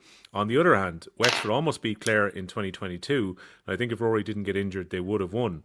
But then next year, we nearly got relegated. I don't think it's a stretch to say we could end up in a similar situation again, which is a fair point. And we said that last year. It's very difficult to know. Wexford's high, can be quite high, and then Wexford maybe don't have that consistency. And because you're trying to recycle a team and losing that much experience from the panel, even if I appreciate that D. O'Keefe and a few others were injured last year, when you lose them in one glut, it becomes difficult. And look, Leinster might be tricky this year. Can I ask you a question? Antrim in a minute. Go on. I have a question for both of you. They're both staunch Leinstermen, right? Yeah. So it's the truth. Like if you're looking at, I'm only blowing, sure, the lad says. Staunch Leinstermen. But like you look at Kilkenny and Galway, for example, even Offaly now at the minute, right? The youth is propping up the team, and we'll continue to prop it up because there's like a conveyor belt in each way. I have major concerns over Wexford in the future. Not talking about now. Obviously, now is a minor concern. But the next 2 or 3 years, where are they going to be? Are they going to be passed out by Dublin? Probably, definitely. At the moment, you'd have to say, wouldn't you? Will Offaly pass them out? Very, very likely. Because the conveyor belt of young lads coming through to Wexford doesn't seem to be there at the minute. You know what I mean? So for them to challenge against Kilkenny, Galway, Dublin, Offaly, even Leinster alone, that's going to be extremely tough. So not to be too down, but it is kind of worrying, isn't it? A little bit, but would you not say that probably the very good, what was the All 21 grades team that they had, that would ultimately become the spine of their 2019 team, that they actually got the most from that group? That you'd be hoping they could do something again, where their 20s team was very good last year, the one that got to the Leinster final, and some of these lads are already getting game time. The Wexford have got a track record of bringing these lads through, that maybe they can get the most out of them. I presume that's going to be absolutely crucial, though. Well, it will be. Like it absolutely will be. Like if you consider that like the team that D. O'Keefe and those lads came through on, like I'd agree with both points. Like what Skehill is saying there is probably there's not a team like that on the radar. I think that's probably what you're saying, Skehill. Right. And that's as good as that team was. It was a Leinster Championship. They could have got to the All-Ireland final, let's say, in 2019, and I'd feel that that's what probably that team will feel was the one they left behind, and not taken away from Tipperary's performance in that semi-final, but they would have felt that there was at least getting to an All-Ireland final in that team. But that was a team that was quite visibly had a lot of ability in it. I think what Skehill is also saying is that where is that team in Wexford at the moment? There is. Just haven't seen it. Yeah, like I mean, the likes of Oisin Pepper and these lads would have been marked out as great individual lads, but you do need kind of gluts of even 5 and 6 lads coming through, and 2 or 3 of them will make a team, and but just lads who are at least pointed in the right direction. So I think there's merit in both points, but I understand where Skehill's coming from there, in that there's probably going to be a little bit of regress before there's a forward step taken, considering they were Leinster champions in 2019. They were competing really hard. They were a thorn in the side of a lot of counties for a long time. There's going to be a little bit of a step back it looks like before there'll be a step forward. Yeah, I think you should watch obviously the Leinster under 20 group this year. They're in a group with Dublin, Kilkenny. Yeah. Okay. That'll tell a bit now too. How, and obviously if they finish bottom of that group, I'm just saying theoretically, the championship still isn't over. They'll play a tier 2 team, but those two teams who are the closest rivals, Dublin, Kilkenny, that'll tell a lot as to where Wexford are at this current age crop, which is an extremely important crop, under 20s obviously. I'm highlighting a concern. Obviously, I presume there's people in Wexford, in obviously much closer circles than I am, that probably have similar concerns. Yeah. And if you've no concerns, then I think your head's in the clouds to touch. I think, yeah. No, I would appreciate that. I suppose the point I was trying to make is they have a history of being able to bring players through, and that is going to be required, and maybe even more so than before with the situation we're in at the moment. So they prop up the table. You're both trying to butter me up about Offaly earlier on, talking about how well Offaly had hurled against Antrim this afternoon. It's funny, I don't know whether it is me being a glass half empty kind of guy, but Antrim are awful. They were shocking. Really, really bad. They were as much as I enjoyed the way that Offaly played, and Offaly ran through them for fun and put pressure on their puck out and did a lot of the things that you would have hoped for, and actually broke through tackles and physically were very good. And I'm sure when you look at the stats, that's all really good stuff, and they put up a huge score, and it's very pleasing to do it on national TV while people are watching it. But you can't help but think, what the hell were Antrim doing for most of that game? They were getting turned over on counter-attacks all the time. It seemed that they kept on getting caught with Dan Ravenhill and Brian Duggan going in behind them. Didn't learn from the first one where Duggan probably should have squared it to Charlie Mitchell for a goal early on. Then Ravenhill gets in behind in a very similar manner, which was just direct. Offaly went around their sweeper in the first half. Antrim then, when they had the wind, I don't know what they were doing. They were still doing short puck outs and losing it. I don't know. I was a little bit aghast with the way they hurled, because I was talking to a few people that were at the Westmeath game last week in Corrigan Park and said that Antrim actually looked pretty good. I don't know what the real Antrim are right now. I'll bring you Davy's quotes in a moment, but I'll throw it to you first, Skehill, on this one. Like, how bad were Antrim today? It goes by what Murph was saying a few minutes ago. If you have a bad day, right, just strip it back to the basics. Work really hard. Pull back your team. Defend really well. What you score is what you score, but what you concede, you can tell more about your team. Do you know what I mean? If you keep letting the clock go and the scoreboard go up and up and up, you're just letting things fly by you. So when I watched today's game, I was looking at Antrim thinking, like, these lads, when they play up the north, right, in their home pitch of Corrigan Park, they're filled with passion, energy from the crowd, very hard to break them down. They're running all over the place with huge energy, right, because they're confident. The minute they go away, which we've analysed this before, and it comes up with the quotes too, Willie, when they go away to an away ground, it's like they don't have the same, I suppose, mental strength. There was a question I asked, I think you more last year, as to why that is, you know what I mean? So they obviously, they're extremely tribal, extremely proud hurling county. So when they go up and play at home, it's like they're carrying the county on their back, like even carrying the GA. They're it's like their livelihood, the recognition, etc. But today they looked so despondent. Like they looked tired. Their structure was all over the place. I couldn't make out what they're trying to do, particularly in the second half. I couldn't figure out what was the. Normally, you put yourself in the mind space of the team there or the manager, right? What am I trying to get them to achieve? I couldn't understand it. Was it a possession game? Was it a running game? Was it a 7-man defence? Was it a 10-man behind midfield? Nothing. There was nothing there to say that they were trying to play a particular type of game plan. And Offaly, just in fairness, Will, they just played what was in front of them. And unfortunately for Antrim, they just carved them up. Like the full forward lane was provided too much space. Duggan was given far too much space. There should have been like a sitting back six there to cut off the half back line completely. Samson was excellent. Ravenhill was good. Duggan was really good. His hands, like for a big man, like was really impressive. He seems to have gotten really better even in the last, I would say, 18 months. Do you know what I mean? So I think you're still missing players. Like so, it's not as if you have got a full complement at the moment. Keeper try was good. Positives, but again, what we say about games in the league at the minute, don't get too high when you're winning, don't get too low when you lose. So right now, I think you did enough, obviously, to beat a poor Antrim team, but the results might change next week. So happy, got the 2 points, move on, but Antrim have work to do. Oh yeah, I'll ask you about Antrim in a second, Murph. But from Offaly's perspective, it comes to the players that are missing as well. So they have 5 points from 6 so far. Brian Duggan said after the game they were targeting the first 3. 2 of them were at home, Laois away. There were games they expected to get points from. Probably feel maybe they left one behind against Carlow the first day. So they could have had 6. And now they have to go to Croke Park next after the break to play Dublin. They will have Westmeath after that at home, which they expect to win. And they go away to Waterford in the last round. And now as it works out, Waterford are going to have to go hammer and tongs to try and qualify. So it's not going to be a case of Waterford easing up in the last game, which is the way some of them might have hoped. But the players who are missing still, Owen Callas and Puck the Ball. Keelan Kiley was part of the squad today but didn't come on. Ben Kenneally's missing, is going to be out for a while. And Adam Screeney's going to miss the vast league. So they're missing probably 4 or 5 starters there. But again, it's one of those things, you talk about players being found and whatever else. There's a half forward line there. I didn't think there was Sean Kenneally. I thought he was better closer to goal. Seems to have now found his position within the half forward line.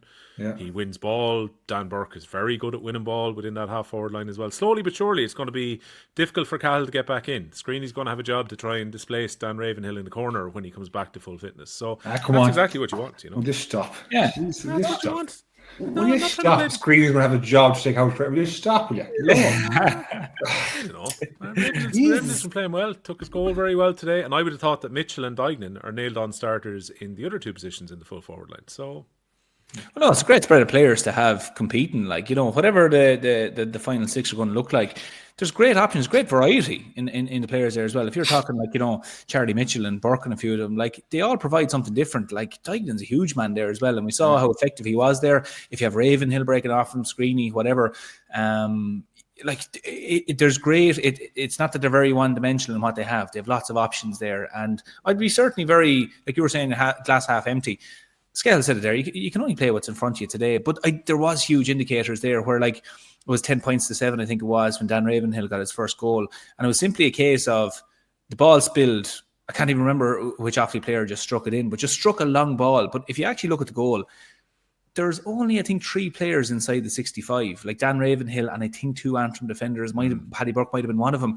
So I know Davy is talking about the work rate of Antrim, but their structure, it was very high from whatever they were doing. Now, if you look at the Antrim puck out as well, Offaly were stepping off them because I think they kind of knew, well, we can win the ball out here and we know what we're about going forward. Whereas Antrim didn't know what they were about. Whatever game plan they're probably trying to implement, the players don't really know what they're doing yet by the looks of it, but that's also not matched by any sort of work rate as well. And it goes back to the earlier point we're saying is that you can do nothing anyway if you're not even working hard. But the one thing I was really impressed about by Offaly was they were snapping the ball around really well, getting the ball head up. They were, popping the ball, moving it out of trouble, moving it into scoring positions. And they had an enormous amount of space that allowed them and it facilitated them playing that type of hurling. But Duignan, for example, after Ravenhill got the goal and they put it up to maybe 6 or 7 points, Duignan was going through. He had a bit of an overlap, but he just kept the scoreboard moving. He just popped it over the bar, turned around, reset. And I liked how clear Offaly appeared to be thinking. They were just take the score, reset, turn the ball over, win a free, pop it over the bar, whatever it is. So from that point of view, I'd be just going, that's a fucking great position for Offaly to be in. Look, there's a few lads as well who were playing with DCU during the week in the Fits, and a few lads who were involved with UL. So again, it was a bit of a kind of a mix and match with the starting 15 that were playing there. I still kind of worry a little bit about Offaly's depth, but maybe again, as these players start to come back in, I saw Keelan Kiley. Toggin is part of the 26. Obviously, he's getting a little bit closer to a return, and he's going to be Offaly's natural starting 6, which means Donald Shirley can go into wing back. Jason Sampson can maybe play in the other wing. Killian Sampson, as Skehill mentioned, was really good today and took particularly the point he hit from the stand side where he flicked it off on his weaker side and put it over the bar. There's again a lot to like, but a lot of space was afforded by Antrim during the game, which is the one caveat when it comes to this. I have Davy's quotes in front of me here, which I'm sure you're all going to love, because again, it sounds like Davy is playing down a team that he's taken over. So, quote, "Yeah, I'm scratching my head here big time. It isn't easy. I feel sorry for the boys because they put in an awful effort. But when you're good in Corrigan, they're good. But we have to address away from Corrigan," which Murph already brought up there. Then he said it was polar opposites the way they played against Westmeath. He said, quote, "Offaly hammered us in the tackles today. We got to figure that out. There's no point. They can bring in all the Davy Fitzes or whoever." I do love the third person reference. They can bring in all the Davy Fitzes or whoever else is there. It doesn't matter until we make sure that we're consistent over a period of time. That's not to be cynical here, that's a kind of WWE move really there, isn't it? Referring to yourself in the third person, or even an NFL move. You know the way some of the wide receivers or something might be talking about themselves in third person. But no, and you sent that in. I actually didn't. I had to take a double take to see, was it him mentioning himself in the third person? But okay. Are you surprised, bro? No comment. Anyhow, you're very clean, man, aren't you? I don't know. Like, as in, I'm not going. Like last year, I would have said, look, that I didn't like. Let's say with Waterford, I didn't like. Let's say comments towards what happened during Liam Call's time. Like, in terms of saying that they're tired or whatever it's going to be. And playing down that you're taking over a team. You're taking over a team, and they're in a bad place or whatever like this. Like, Darren Leeson has done a great job. He did a great job at Antrim over the last few years. They've lost players. Neil Manus is gone. They've lost lads, and of course, it's tough. But you took on the job. Take it on. Don't play them down. It's okay. That's my point. Which is it? My point is that you took on the job, right? You committed to getting these lads better. Yeah. Whatever the issues are, deal with it internally. Yeah. Deal internally and say, look, we took our baiting. We'll move on. Go. Don't be going on about it's okay for us to talk about the podcast. We're neutrals. We're paid to talk about this stuff, if you like, right? But for him, he's paid to get them guys better, not knock them. Knock them internally. Do what you have to do internally, but externally to the public and to the media, keep your mouth shut, say nothing, and a closed mouth catch no flies. You know what I mean? So that's my issue with it. Yeah, and like that's it. I just don't want it to turn into a thing of where it's knocking Antrim players or the Antrim team, needlessly. Like, they didn't perform well today. You could just take this on the chin and say, look, it's a once-off performance. And again, not to say if they point towards Galway against Tipperary or anything like that, or even Clare against Galway yesterday. Like, you can just take this as a performance, say, look, it's not where we wanted to be, and so on. But you don't have to turn it into a big thing where you're like, and even distancing yourself from it. Like Keith Roster, for example, with the Wexford performance, he was disappointed and he said, look, we're in a bad position, and it's okay, grand, fine. But he owned it, So that's why I'm kind of saying no comment for the moment. Let it off. I think there's a few weeks to go. And the one thing I will say is they haven't been good away from home. Like, is it 2022 since they've had the last victory away from Corrigan Park? I'd agree with them on that point. They've found it tough on the road. But look, you've taken on the job, just own it and see where it goes. But look, we'll see what the next few weeks has, see how they perform. Waterford in 2 weeks' time in Corrigan Park. So I don't know whether it's the perfect game to try and bounce back from, but Waterford certainly bounced back today. Again, it's a game I was hosting on the radio, and we were covering this game as well. It's kind of weird. Like, Waterford didn't really pull away from Laois until late enough in the game. They hit a few late scores, won by 10 points in the end. But there's a few plus points there for Waterford. Again, some of their injured players starting to come back in. Desi Hutchinson got the best part of 10 minutes into his legs, including injury time by the end of it. So that's a good thing from their perspective. They got a goal very early on in the game, which Enda Rowland won't be overly happy about. I'm sure people are probably going to see it on League Sunday. It's very unlike him. It was a free that had dropped short, and he went to try and pick the ball up, and it was flicked into the net by Patrick Fitzgerald. Porrick Fitzgerald also was very good. He got 13 points from dead balls across the game. Jamie Byrne added 4 points, kind of operating around the half-forward line, and Shane Bennett took over a couple of points as well. Like, it's a good win for Waterford. I was listening to Peter Queally after the game, Skehill, and he was saying that the players were quite hurt by what had happened against Carlow last week. Yeah. He said it was a far from perfect performance today, given that it took them so long to get away from Laois. But maybe the most important thing for them before they go back to a little block of training before the Antrim game now will be just to have 2 points on the board here. Well, the most important thing after a defeat that some in Waterford would class as demoralising, that's just the truth. They'll be very disappointed with the manner in which they went down, is just get the train back on the tracks. So regardless of performance today, come away with a victory. And they've done that. Look, and it's the type of game like where Waterford, you expect them to come out absolutely gunning, and if they win by 20 points, that's accepted. It was always expected. But if you win by 6, Waterford aren't going great. So they found a medium ground. They did what they had to do. You know what I mean? There's still players there that are relatively new to the whole setup in general. They're missing half the players. They're surviving getting through it. So we'll tell more about Waterford in the next few weeks. It's what are they going to produce against Dublin? What do they produce against Offaly? And I won't hold any reservations till I see, let's say, a continued, level performance from Waterford. I'm not beating a panic drum. I was beating a panic drum slightly for Wexford, and I think it was warranted, to be fair. But I won't do it for Waterford just yet, because the players I know they have to come back are of supreme quality, and there's a lot of them. So it's not as if we're talking about 1 or 2. We're talking 8 or 9 to come back here.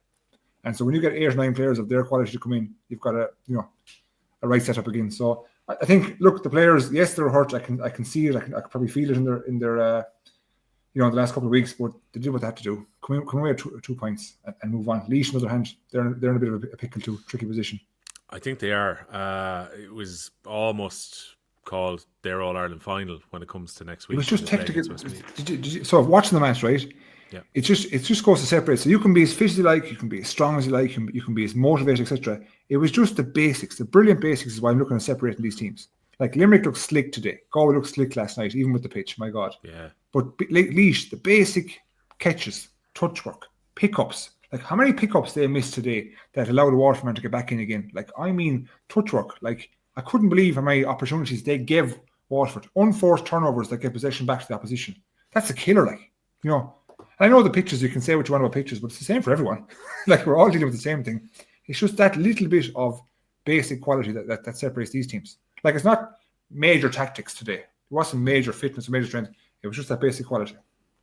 It's a killer, Yeah, no, it really is. Huge game for Laois. So, it didn't help Laois that 2 weeks ago they were due to play Westmeath. They're on the bus. They're on the way to Mullingar. They get the call to say the game is off and the pitch was unplayable on that Saturday. So, what was going to be the break week for Laois is now out the window because they missed the first round. So, they have to play against Westmeath. I think whoever loses that game, the loser of that is going to be really behind the 8 ball when it comes to relegation. I know that the group is a little bit wide open, but if you lose that game, you're behind the opposition on head-to-head who are going to be the other team going for relegation. So you're in big trouble. So Laois, again, kind of 12 of the 20 points came from dead balls.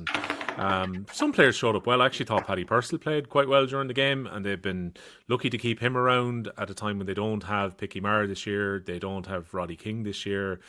Again, they've lost quite a bit of experience, not too dissimilar to when we were talking about Wexford's situation. Dublin kind of made hard enough work of Westmeath in the end, albeit they had to hurl for over 20 minutes a man short after Conal O'Rinn was sent off. But Dublin won in the end, 122 to 16 points. They were maybe a little bit rusty after the break last week. It started brilliantly against Antrim in the first game at Croke Park. They're back to Croke Park now for the next round. It was O'Rinn who'd scored the goal for them in the first half. Dermot O'Dooling scored 9 points, 7 of them frees, but it's kind of a game that stayed in 4 and 5 points for the best part in Dublin's favour. Westmeath never managed to get ahead of them.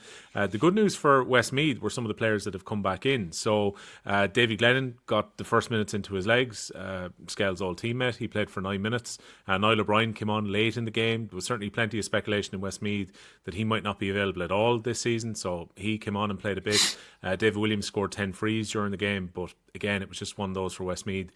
Couldn't get themselves ahead during the game at all. And they also had a very bizarre situation where Adam Ennis, who was one of the players that came on, got booked because he came on too early before he was told he was off. And then he fouled someone while he was on as a blood sub and was perhaps lucky not to get a red card for what would have been a second yellow at that point. Would have been one of the more unusual sendings off if you get sent off for coming on the pitch too early and then get sent off while you're on as a blood sub as well. But he avoided the red card. So that's kind of where those teams are at. Like, I suppose for Dublin, Murph, at this stage, it's still a golden opportunity for them to get promoted. Like, if they win this game against Offaly, they're really well set. I know they still have to play Waterford, but if they get a win in Croke Park on Saturday week, you're talking about Niall O'Callaghan's side being the big favourites for promotion here. Yep, it'll suit them down to the ground as well, because if they, like, the round robin and the Leinster Championship and the All-Ireland series, if they go for it, will tell a lot about Dublin this year. And like, indications is that they're going to be in a really good position to make a stab at a Leinster Championship this year, which is great for Dublin. It's great to have them potentially back competing really well, albeit they were at the Leinster final last year, but weren't, I suppose, competing really with Kilkenny that day. But with the Nafina lads coming back, there seems to be a new kind of life in the Dublin charge at the moment. Getting promoted and going into 1A and putting that aside and then going into a Leinster Championship will be great for them. And let's say whatever comes out of Leinster, whatever comes out of, let's say, if they go into the qualifiers or, whatever comes for them, facing back into a 1A next year will be great for them. Because, if Niall O'Callaghan is going for a few years here, again, we'll call it 3 years or 4 years, he will take, with the position he's in at the moment, he'll take more from being in a 1A and competing as hard as he can with those teams, because they can go and do that. Unlike, let's say, Westmeath probably just aren't at that position where they can actually go, and if they went into 1A, it probably wouldn't do them as much of a service as Dublin would at the moment. So I think that's where they are at the moment. So yeah, go get a win in their next match. Is that's nearly them as good as promoted, or be close enough? Would it be? Will, because they'll be a point ahead of Offaly with a game in hand, won't they? Will? Yeah. Well, sure, there you are. Yeah. They do have Waterford and Carlow, obviously, in their last couple of games, so it's kind of stacked on that side of it a little bit. Yeah, but they know what they have to do now, like, they'll have done their business. And I think there'll be a quiet confidence in that they just went out the door. Like, I mean, they can look and say, well, Waterford went and lost to Carlow, and whatever else happens with Waterford in the rest of the league now, Dublin, if they come through with a clean bill of health in terms of all their fixtures, they'll be able to point to that and say, look at lads, whatever was put in front of us so far in the league, well, why not go out here into an Leinster round robin and perform against some of the teams you've played already against in the league? But then, we're now going to face our Kilkennys and we're going to face our Galways and all that. And it's a nice balance. And then, like I said, once this year is rounded off, if they go up into 1A, I think they'll really relish that next year. Again, having, I suppose, the likes of AJ Murphy and these lads, like they're also introduced a few lads who were on the panel a few years ago at different times. They've brought those lads back in again. So they're like the lads they are bringing in. There's a mixture there of lads who've been there previously and new lads coming in. So the balance in general looks quite good for Dublin. So I think they'll be hell bent on guaranteeing that spot to get promoted. And I think they're in the right time to go up there now at the moment to 1A. Skehill, one last question for you, because this will date wonderfully after we finish this podcast. Who's going to win the Super Bowl? Because, early adopters of the podcast will get this just before the game starts, and they can go, oh, look, he's made a prediction. I wonder, is he right? Most people wake up tomorrow and go, oh, he was wrong or he was right. So who's winning? If it's fair, right, and there's no bullshit calls, okay? No, right, go on. Well, see, the thing is, right, that the Chiefs' run game is, in terms of defending the run game, is brilliant. Like, they haven't conceded more than 90 yards in the last, I think it's in playoff football the last 6 years, which is huge. So the Eagles, Saquon Barkley is obviously MVP territory. And if he doesn't get going, the Eagles don't win. I don't believe in Jalen Hurts' arm, to be honest. I believe in his feet, right, yeah. So if the ground game doesn't go well for the Eagles, Chiefs are going to win, definitely. But if the Eagles get going the ground game, Eagles are going to win. Okay. Is that a good answer? I think the way you've gone, it's a clash of styles. So the Eagles are going to have to shut down Mahomes, simple as that. And on the other side, if the Eagles get running, it's going to be very difficult for the Chiefs to stop the various threats. Blitz Mahomes, send him up the middle. Don't send him up the edges. Send him up the middle. Here comes the NFL guy. I'm the NFL coach here, Murphy. Yeah. Well, the good Blitz him from the edge, send him up the middle, and bury him. The good news is middle linebacker, bury him. We can ask Gail a lot more about NFL coming to Dublin on the members pod, which will be coming your way tomorrow morning. Did you know John Hansbury is playing NFL for Ireland? I saw that. Yeah. I saw a clip of him. Yeah. My old. Is that an official like Ireland team or who's he playing for? Yeah. It's the Irish NFL team, is it? Tight end. Yeah, I was going to say he's tight end. I saw him catching the ball for a touchdown, and like he was a big towering figure when he was in the end zone. Oh, jeez, guys! Like, and he fully believes that, like, if he keeps actually being in the NFL, like, what is he? 5'11", 6 foot, maybe 5'11" at best. Yeah, yeah. Living the dream. Skehill, it's been a pleasure. Thank you. You're welcome. Good luck to you. See, has it learned from last week? Paul Murphy, thank you. Thanks very much.